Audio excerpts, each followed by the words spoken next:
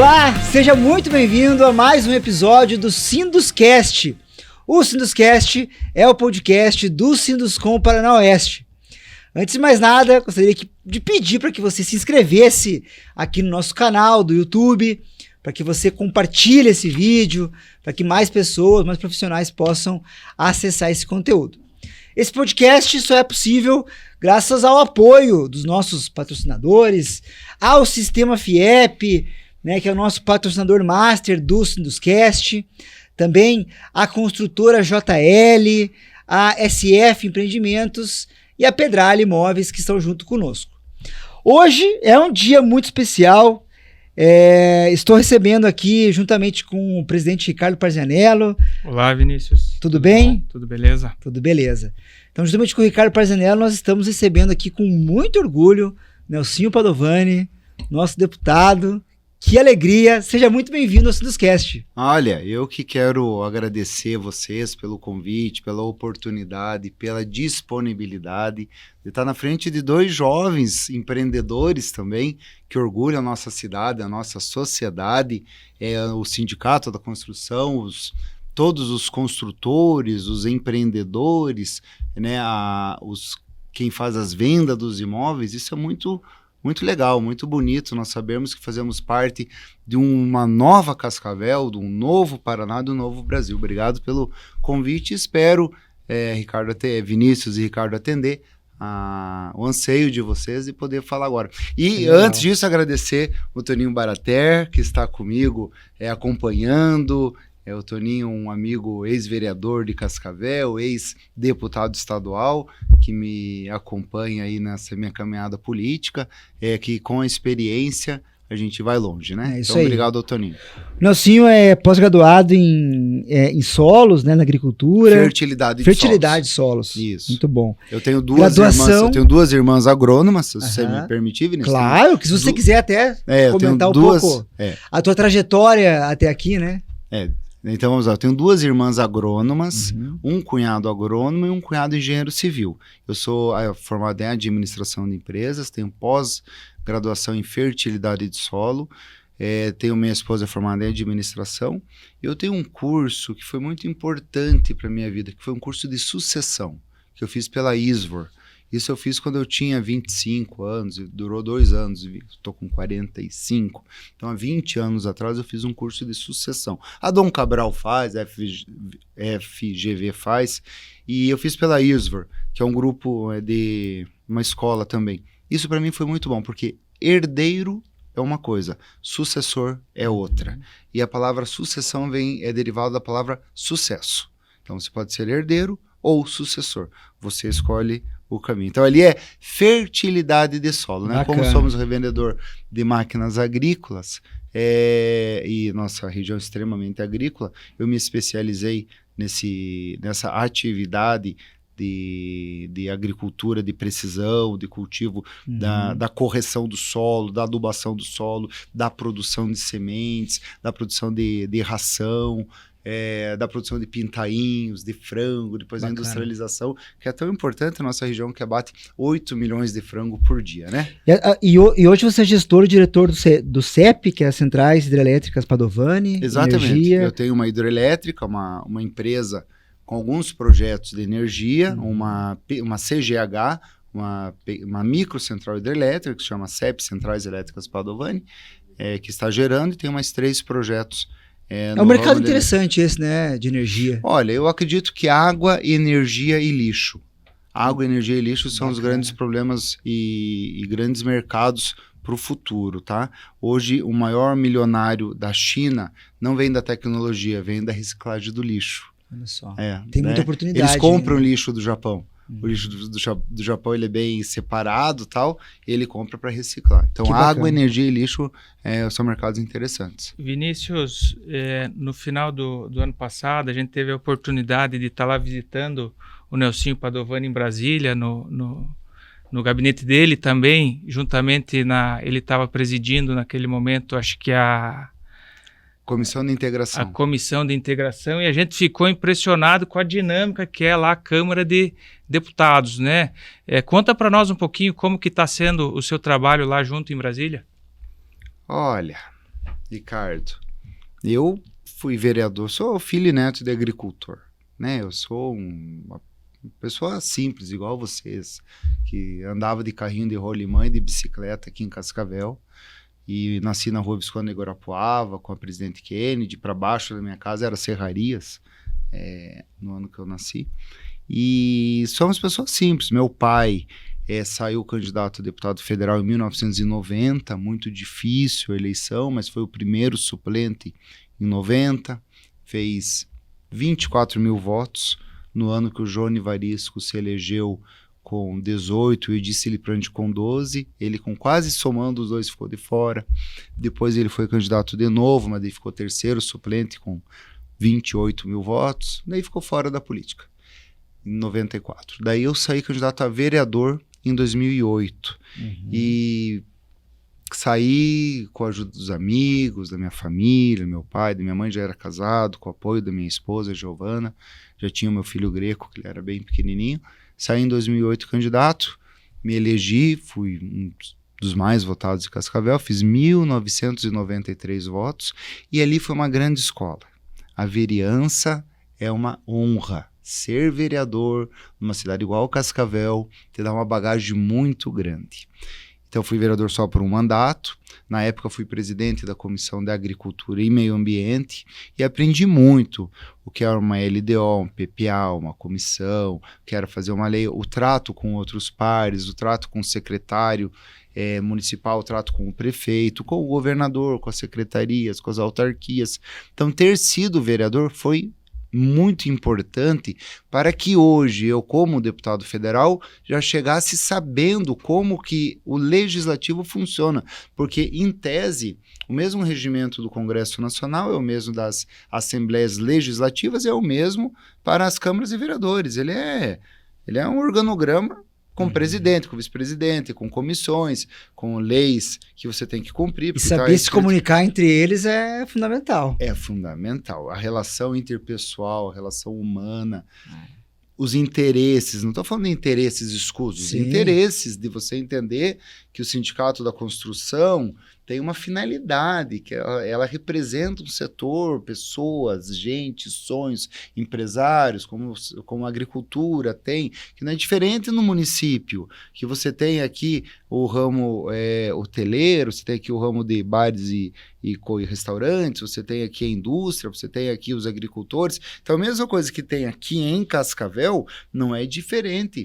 Por exemplo, quando se fala aqui de uma ASIC, Associação Comercial e Industrial de Cascavel, ou do Sinduscom, não tem muita diferença de quando se fala de uma CNI, Confederação Nacional da Indústria. Então, ter sido vereador, para mim, foi uma escola, foi uma passagem muito importante na construção da minha personalidade política, e eu tenho a maior honra de dizer, fui vereador no município de Cascavel. Que legal. Isso para mim foi muito levar bom. Essa visão empresarial também, acho que é muito importante, né? Lá juntamente em Brasília, né?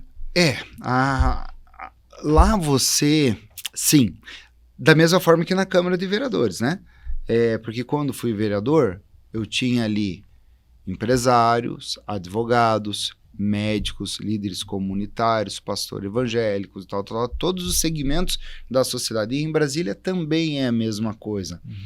Fico indignado com alguns lados políticos falam, mas a empresa vai ter lucro, como se a empresa fosse o vilão. Isso existe. Vocês não acreditam como isso existe. Bem, o maior programa social... O empresário é o vilão, né? O empresário, se colocam como empresário. Por isso que é importante ter todas as partes da sociedade. Claro que a Revolução Industrial em 1883, quando aconteceu na França, foi importante, porque quando começou as indústrias, o trabalhador não tinha direito a 13º, a férias, a trabalhar no final de semana, longas cargas de trabalho durante o dia, e com o tempo foi feita a Revolução Industrial e foi sendo feitos sindicatos para se trabalhar isso, veio aí...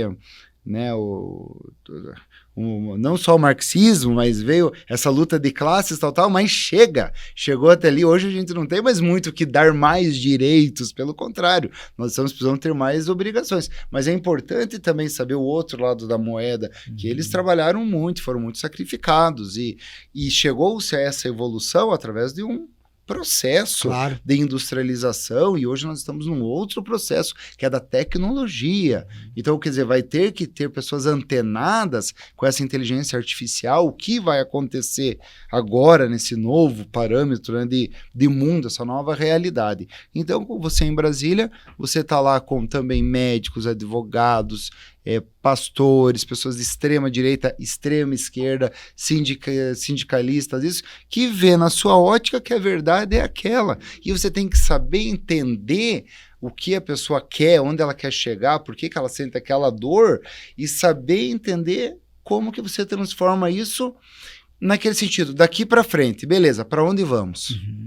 Para onde vamos? Tá, tudo bem, você tá certo, você vê... você viu isso no passado. A demanda é justa, mas para onde vamos? Para onde vamos? Como que a gente vai materializar isso para que isso se transforme o bem para as pessoas?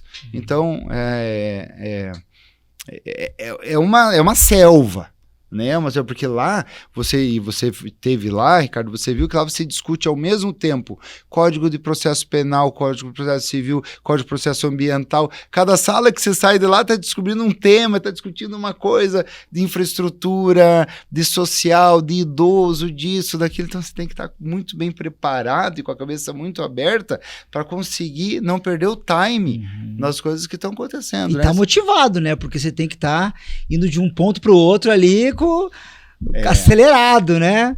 Acelerado. Eu acho que a política é um ciclo, né? As pessoas não podem estar na política para se servir da política. Isso não é politicagem que eu estou falando. Isso é verdade. Tem que estar motivado, entusiasmado, preparado para conseguir mudar as coisas, né? Eu ia falar isso, estava hoje pensando nisso, porque a gente vê você, né, assim, com uma empolgação, com uma animação muito grande, né? E a gente fica muito contente, né, por isso. E eu ficava pensando justamente nisso, que às vezes o político acaba se perpetuando lá, né, por 12, 20 3, 4, anos, 5, 3, 10 mandatos. E o cara acaba perdendo um pouco também desse tesão, eu diria, pelo negócio, né? Como ser presidente, às vezes, do sindicato, nós já vimos muitos presidentes de sindicatos que também cansam, né? Porque vai passando. Então, eu acho que o fim da reeleição, que está na pauta agora, do Congresso Nacional, sim, mas é só a partir de 2030. Muita gente acha, se passar a reeleição agora, o Lula não volta. Não, porque ele foi eleito com a reeleição, então não seria justo agora não dar oportunidade, né? Por mais que por mim... Sim. Eu tenho divergências com o PT, eu acho que seria, se passasse essa lei, como teve a lei, ela foi alterada no mandato do FHC, ele estava no mandato e pôde ter a reeleição, não seria nada injusto se no mandato ela retroagisse, ponto. Mas é assim que o senador Marcelo Castro do MDB do Piauí, que é o relator da proposta, colocou que é a partir de 2030. Então, eu acho que o fim da reeleição para prefeito, governador e presidente da República com mandatos de até 5 anos é benéfico, e eu também colocaria que para os cargos de legislativo, também, acho que 3 mandatos, 4, 5 mandatos seria muito importante. A oxigenação sempre é muito bem-vinda, né? Exatamente. Novas ideias, novos programas, né? Porque senão nós temos assim, não...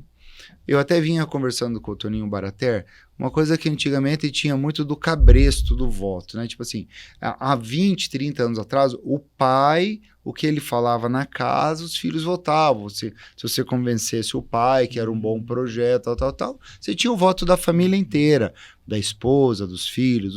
Hoje acabou. Hoje a internet, ela te dá tantas informações que às vezes o pai tem um pensamento, mas o filho vota porque o candidato é da ala artística, ou da causa animal, ou é influenciado por isso, ou pelo aquilo, e acabou aquele protagonismo. Então você acaba, e pode se perpetuar o poder, né, nas mãos de pessoas que levam emenda, que faz que vendeu aquele discurso que colou, e às vezes lá na realidade não é aquilo. Então, se eu até penso em poder fazer uma emenda nesse sentido, acho que é difícil passar, porque uma PEC você tem que ter, nesse caso é uma proposta de emenda à Constituição, você tem que ter 2/3 da Câmara e do Senado. Mas seria muito bom se a gente tivesse, como é democracia e alternância do poder, se nós tivéssemos assim até tipo 5 mandatos.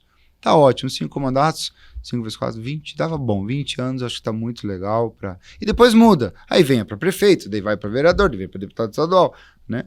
E outra coisa também, porque o político profissional ou o político que sabe fazer as coisas é importante também. Quando eu cheguei lá, eu falava com meu pai, no ministério tal, o ministro mudou, ele falava, olha, mas lá na integração nacional, fala com tal pessoa, ele é funcionário de carreira, procura tal pessoa, leva tal. Então, quer dizer, também é importante você ter aquele feedback, aquela referência. Sim, então, e o sistema é tão complexo, né? E é tanta gente envolvida que é importante ter esse relacionamento com todo mundo, né? Com todos os setores, sim, todos os ambientes. Sim, e é muito legal porque são pessoas muito preparadas, sabe? Esses funcionários dos ministérios, 2º, 3º escalão, concursados, eles entendem que governos passam e o Brasil fica. Então, para eles fazem o trabalho deles certinho, independente do governo ser A ou B. Eles continuam fazendo os programas, destinando os recursos, mandando para a cidade, cobrando, prestando contas para o Tribunal de Contas. Legal. É bem interessante. A gente falava então dessa setorização que existe, né? A gente entende isso claramente, mas estamos aqui no ambiente do Sinduscom Paraná-Oeste, que é o sindicato que reúne todos os stakeholders, os interessados na construção civil, né? Nós somos o sindicato patronal da construção civil, então aqui estão todas as maiores empresas, as consultoras.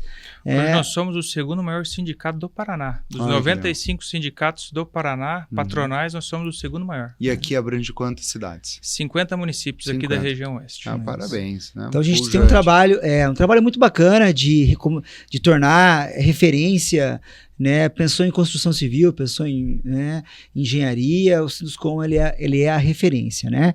E a gente entende que devem ter muitos projetos hoje que estão tramitando lá, que são claramente de interesse de todo um ecossistema que existe hoje, né? Até porque, por exemplo, agricultura, quando a gente fala em agricultura, a gente fala no agronegócio. O agronegócio é muito grande, né? Tudo que envolve, né? Na engenharia, nas obras é a mesma coisa, é um ciclo muito grande, é muita gente que envolve, né? É o setor que mais emprega no Brasil. Exato, e a gente tem umas perspectivas boas, né? O governo é um governo que inclusive ele tem, e aqui não estou falando bem ou mal, né? Estou comentando que privilegia muitas obras Minha Casa Minha Vida, né? Como é que tá isso hoje lá dentro, Nelsinho? Esses projetos Minha Casa Minha Vida, obras de infraestrutura, como é que você, Nelsinho, tem visto essas movimentações lá dentro? No Brasil tem uma carência de 8 milhões de moradias, né? Isso é público notório, que nós temos um déficit habitacional muito grande no Brasil. Esse programa Minha Casa Minha Vida, do governo federal, do governo Lula, 4, né? 4 ou 3? 4, né? 4. É 4. Não, 3. Lula 3. Lula 3 e 4 Lula da 3. Dilma. Contando a Dilma. Lula, governo, eles lançaram para 2 milhões de moradias.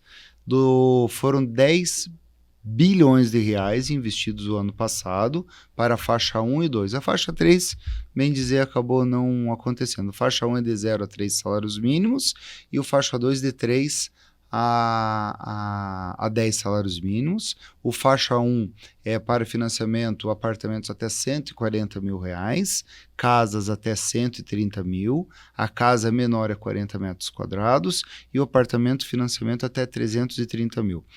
O faixa 2, existe bastante recurso ainda, você consegue fazer para vender, existe. Mas para o faixa 1, que é o que interessa para aquelas pessoas que fazem e vendem para o governo, que as construtoras geralmente fazem bastante, sim, esse foi feito só 175 mil moradias liberados ano passado, né? Acredito que agora o Minha Casa Minha Vida 2024, que vai ser feito agora para contratar para o ano que vem, eles vão investir 20 bilhões de reais. Esse ano foi 10. Ano que vem a perspectiva é 20 bi. E vai ter muita obra para fazer.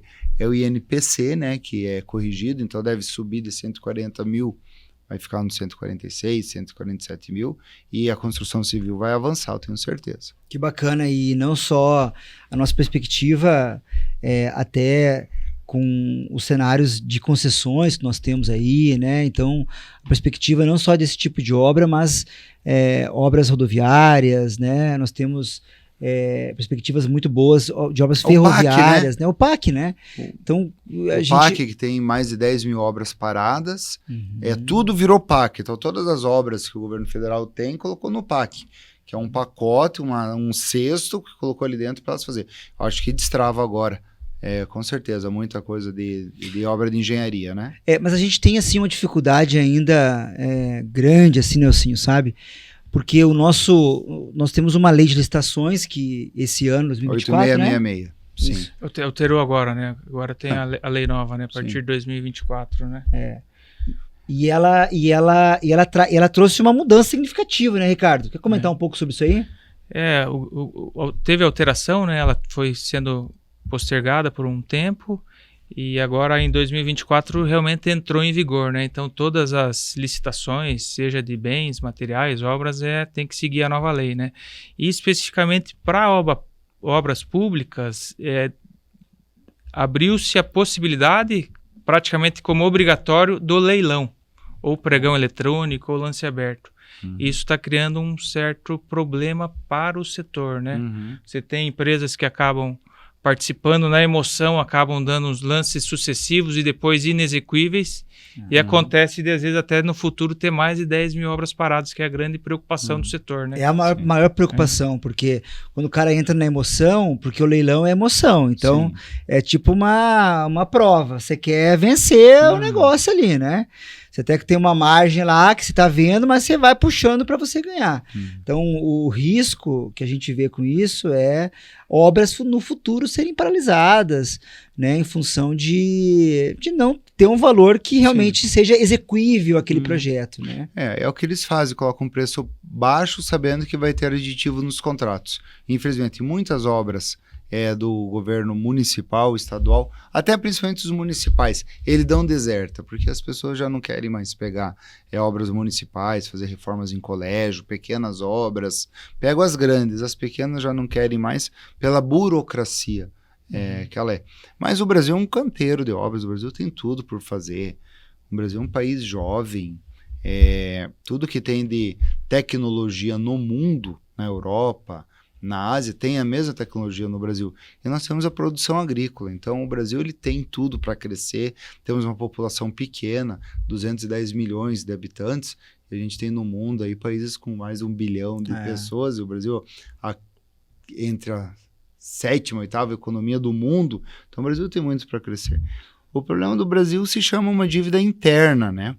Hoje, 50, interna e externa. Só que a externa, eles pegaram dinheiro do governo e pagou a externa, que pagava juro de 1% lá fora, pagaram ela e jogaram para dentro com juro de 3%. Essa que é a verdade. Nosso problema, nosso gargalo mesmo, é essa dívida interna que nós temos hoje. Hoje, 50% de tudo que o Brasil arrecada é utilizado para pagar juros e rolar dívida. 30% é salário, aposentadoria e benefícios, e só 20% para investimentos. Por isso que daí entra investimentos. Sobra muito pouco. Saúde, educação, legislativo, judiciário, segurança pública, tal. Tudo a máquina mesmo, que a gente só tem 20% de tudo que é arrecadado. Então, é isso que não deixa com que a gente se desenvolva com ferrovias, com hidrovias, com duplicações, com estradas. É esse que é o grande gargalo. E talvez eles façam isso para justamente essa burocracia, para não fazer que as obras saiam, porque a carência é grande. Veja, nossa Cascavel hoje mesmo, nos anos 90, quando o Requião duplicou de Cascavel a Toledo, a gente fez os 7 viadutos, e daí parou. Né? Tivemos aqui um acordo de leniência para fazer o trevo de catarata, senão não tinha saído até agora. E quantos viadutos a gente precisa hoje em Cascavel? Muitos mais. A região sul de Cascavel está isolada. A região norte de Cascavel está ficando isolada também. Então tem muita coisa. Tem muita obra que tem que ser feita. Tem muita obra. Você vê os Estados Unidos, a Europa, Oriente Médio, cara, aquilo é trincheira, viaduto. Não dá para acreditar como o nosso sistema viário trava mais carros, mais ônibus, mais tudo. E aqui com a gente, mesmas ruas e estradas de 30, 40 anos atrás. E viadutos. Ô, Nelsinho, e essa reforma tributária que tramita no Congresso Nacional, né? Sim. A gente tem também preocupações aí dos impactos e do que ela vai influenciar para a construção civil, porque é um setor que tem como é que é? Me fugiu a palavra. Ele ficou num regime diferenciado. Isso, né? mas Sim. ainda não está definido os valores. E como é que o Nelsinho Padovani vê essa reforma tributária? Eu vejo assim, a reforma tributária, ela na sua essência, ela é boa. Porque quando veio a reforma tributária, ela veio para acabar com a sonegação. Então é injusto que alguém paga imposto, a máquina do Estado gira, e quem não paga enriquece. Então a gente tem que acabar com a sonegação no Brasil.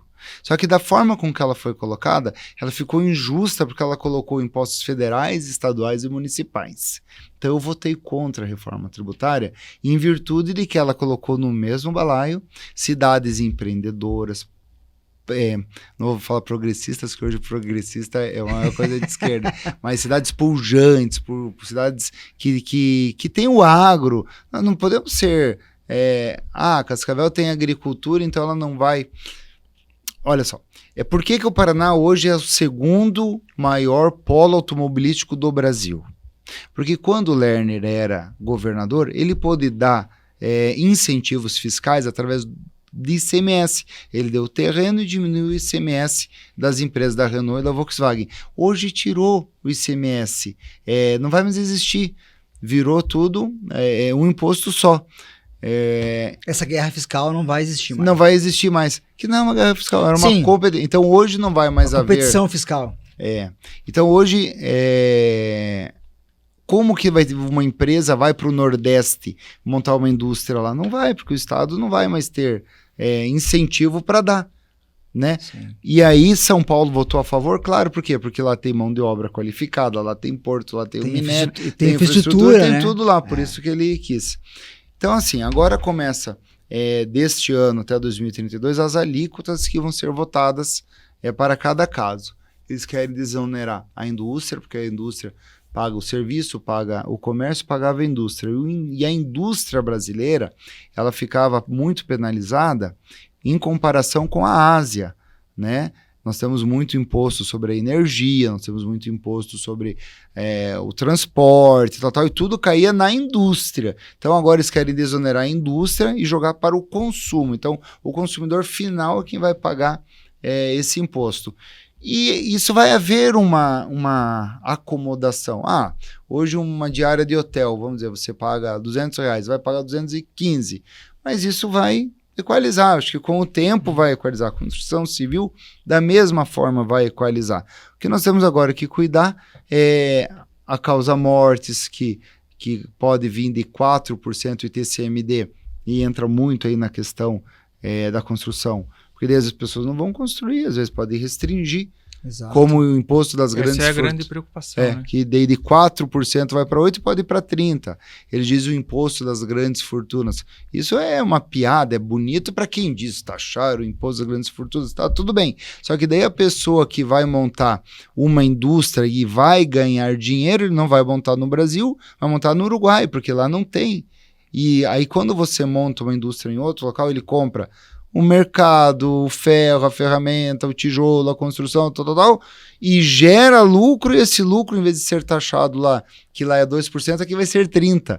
Então, quer dizer, é o governo rico e o povo pobre. A gente acaba não tendo um Ministério de Economia e acaba tendo um Ministério de Arrecadação. E o Ministério de Economia da Fazenda tem que fazer girar a economia, cortando gastos e dando condição do país crescer. E é isso que a gente não vê hoje. Mas isso é a mudança, esse problema cultural que existe de colocar o empresário que lucra como o inimigo da nação, né?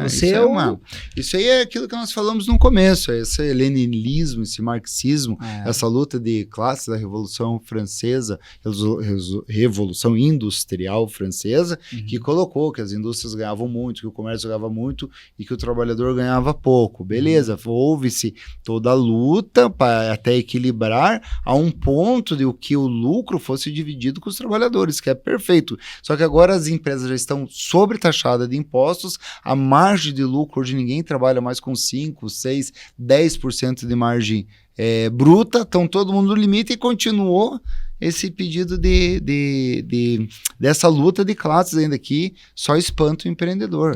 Você não pode acabar com a capacidade empreendedora do brasileiro. A hora que você matou o empreendedor, você matou a galinha da ovos de ouro. Ninguém mais faz uma casa, ninguém mais faz um prédio, ninguém mais faz uma tornearia, ninguém mais faz uma oficina. Certeza. Aí vira uma Cuba. Cuba tá lá para ser ser começo, logo no começo se falava em 15%, depois foi para 20%, 25%, agora já se fala em 28% a alíquota do imposto de renda, né? Já tem algum consenso com relação a qual vai ser o percentual? Juro para ti, Ricardo, que a gente não sabe. Porque tudo bem, pode subir o imposto de renda, mas cai o quê? Né? Você é acreditado em quê? Você tem o débito, também o crédito, né? Uhum. Esse ano passado a gente só votou o imposto novo, que não é o RET, como é que é o nome dele? É o... CBS, IBS? Não.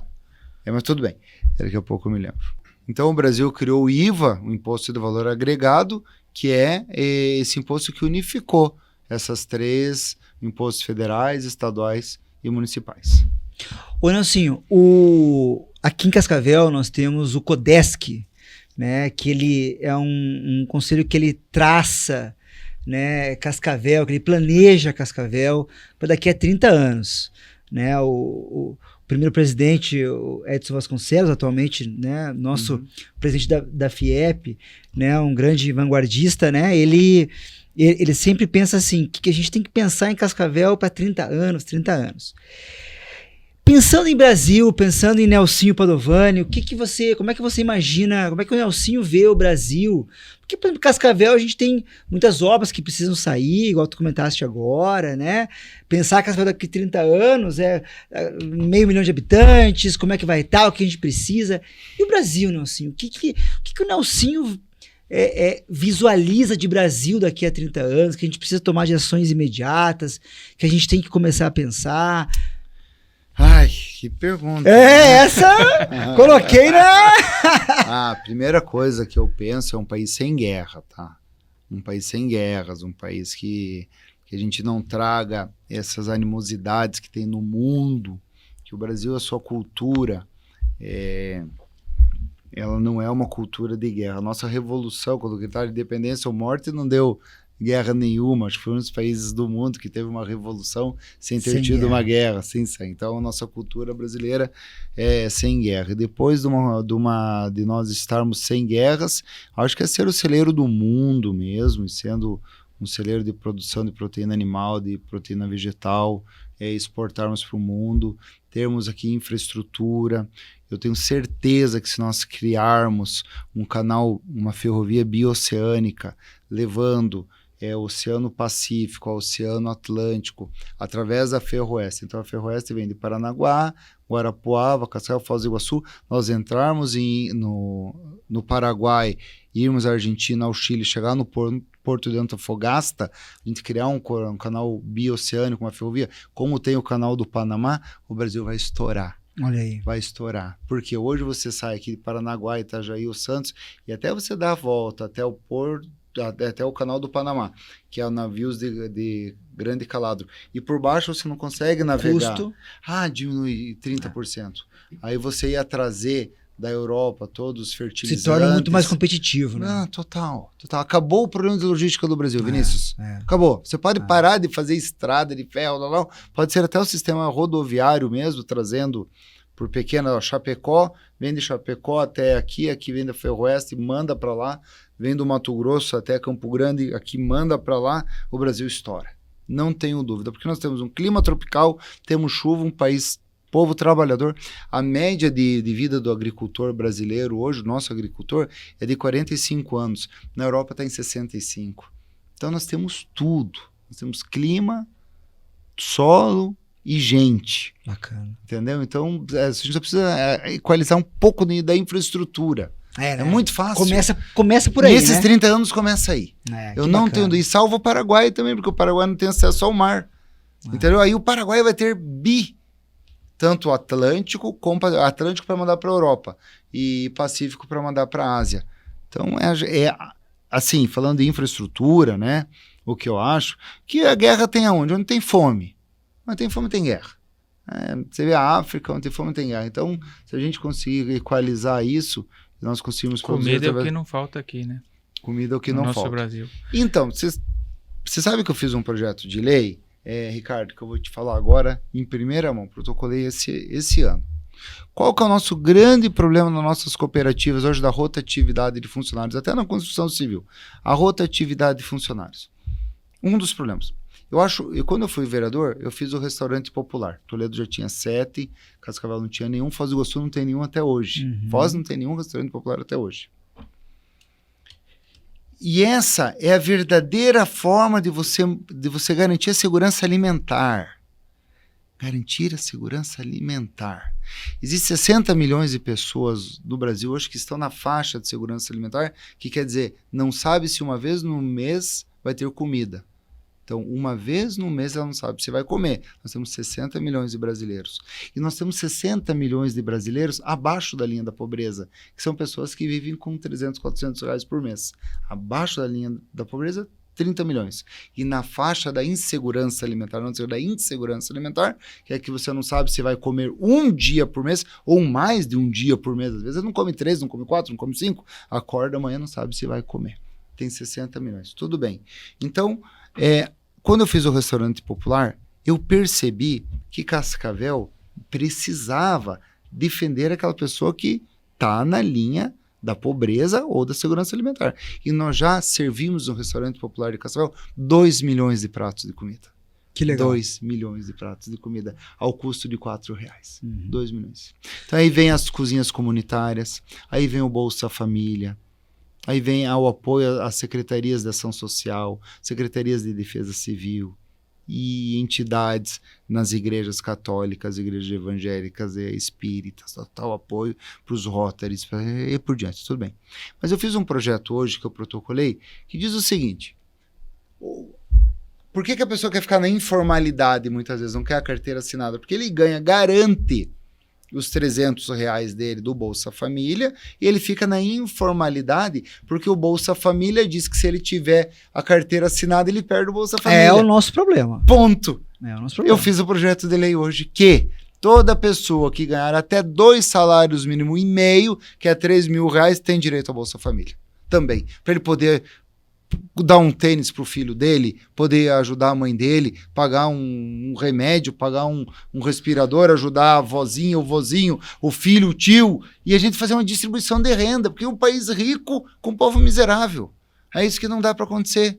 E aí você faz aquele clientelismo eleitoral que não vá trabalhar e ganha aqui o Bolsa Família, você vota em mim que eu vou aumentar ele, e fica aquela, agora vale gás, agora vale picanha, agora vale isso, vale aquilo, e a gente não emprega o nosso povo. E fica na informalidade. E fica na informalidade, não recolhendo os impostos que são importantes. É ruim para todo mundo. Para a gente tratar o câncer, tratar a saúde, tratar tudo que a gente precisa. Você sabe, Nelson, que hoje na construção civil, aproximadamente 50% dos trabalhadores são informais. Nós temos 50% na formalidade e mais 50% que estão na informalidade. Olha aí, que é o que faz o gesso, é o que faz isso. Que faz muitos dos casos pode ser isso, está recebendo benefício para não perder. Mas é nas próprias obras mesmo. Você pega alguns bairros, por exemplo, isso não é exclusividade de Cascavel, tá? Isso aí é... Vocês me permitem eu mandar para vocês o projeto de lei protocolado, por favor, vocês divulgar? Com certeza. Isso é fantástico, porque olha, mas vai quebrar, vamos parar de gastar mal. Vamos diminuir o número de ministério, vamos fazer distribuição de renda. A arrecadação vai ser muito maior, por exemplo, né? Claro! Você vai ter muito mais gente. Se não desonerar a folha. Perfeito, Vinícius.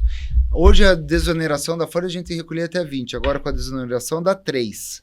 Se cair esses 17%, 20 de 1.000 e pouco de que está o salário mínimo, vai dar R$250. Custa a gente dar para o trabalhador? Só que daí a gente está falando de 2 salários e meio. Então ele vai arrecadar na formalidade R$600 e vai receber 300. Mas isso em casos específicos, que você tem alguém adoentado, que você tem que tem a necessidade realmente, a gente tem que trazer o povo para arrecadar. A gente fala que o combate à formalidade, ele tem que envolver algo muito maior, né, Ricardo? Sim, porque da forma como tá, não vai mudar. Eu entendi quando o presidente Lula falou do Uber e do negócio, as pessoas não querem mais ser CLT. Eu entendi o que ele quis dizer, porque ele como governo, ele precisa arrecadar. E ele precisa arrecadar através de quem gera receita e empregou. Porque na cabeça dele, marxista dos anos de 1888, era essa, né? A CLT, Getúlio Vargas, 1920. Então você vai ter os seus direitos, você recolhe através da carteira assinada e tal. Só que a gente tem que fazer essa distribuição de renda. Bacana. Urgente, cara. Bacana. Porque o povo sofre, cara. É. A hora que o povo chega num hospital, que ele sai de lá, que ele não consegue pagar uma consulta, que ele não tem o remédio, que fica anos numa fila de uma cirurgia e tal. Não, ele se revolta daí.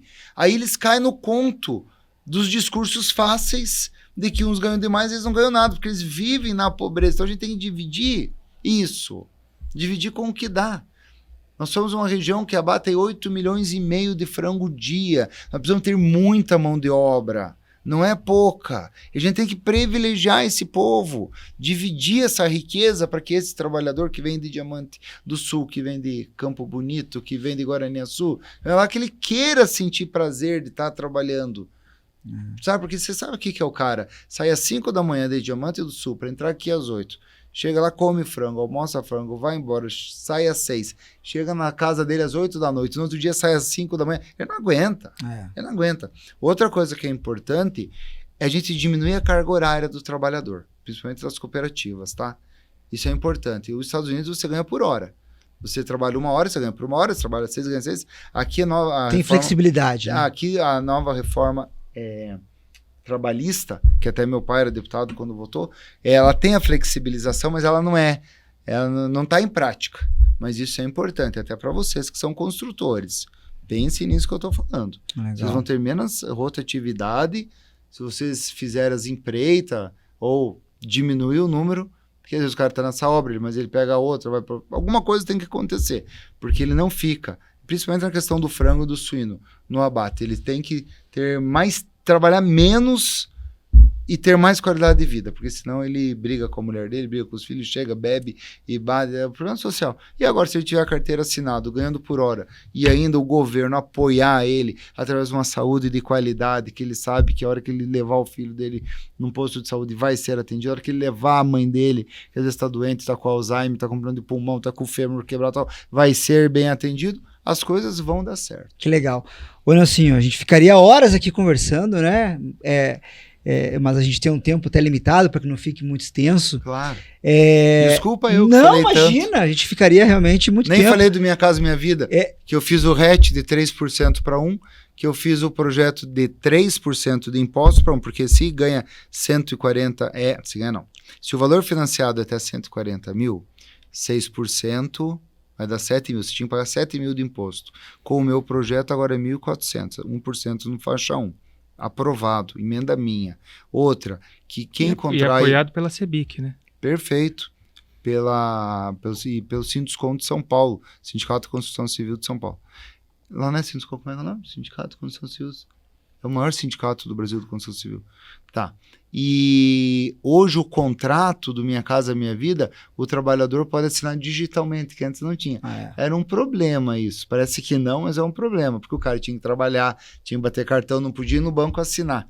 Hoje, ele leva a proposta, a hora que aprova, ele pode assinar digitalmente pelo celular.